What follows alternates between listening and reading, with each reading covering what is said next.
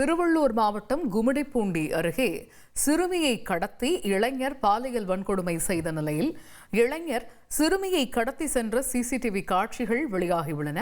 இது பற்றிய கூடுதல் விவரங்களை செய்தியாளர் ஜெயசூர்யா கூற கேட்போம். இந்த சம்பவம் பற்றிய முழு விவரங்கள் என்ன ஜெயசூர்யா, விவரிங்க. வணக்கம். திருவள்ளூர் மாவட்டம் கும்மிடிப்பூண்டி அடுத்த ஆரம்பாக்கத்தில் தனது பாட்டி வீட்டில் தங்கி படித்து வரும் பள்ளி மாணவி 4ஆம் வகுப்பு படித்து வருகிறார்.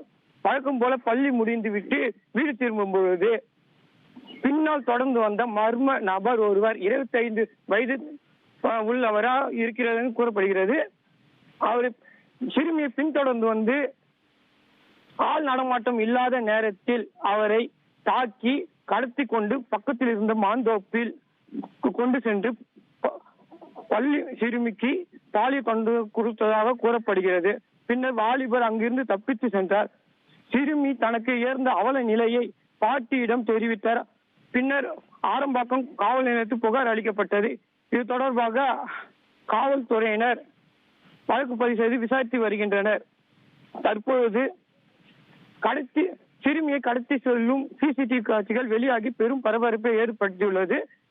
இந்த சம்பவம் நடந்து 5 நாட்கள் ஆகியுள்ளது. அந்த வாலிபரை, அந்த மர்ம ஆசாமியை இன்னும் பிடிக்கவில்லை என்ற ஆதங்கத்தில் உள்ளனர் ஆரம்பாக்கம் பகுதி மக்கள். தகவல்களுக்கு நன்றி ஜெயசூர்யா.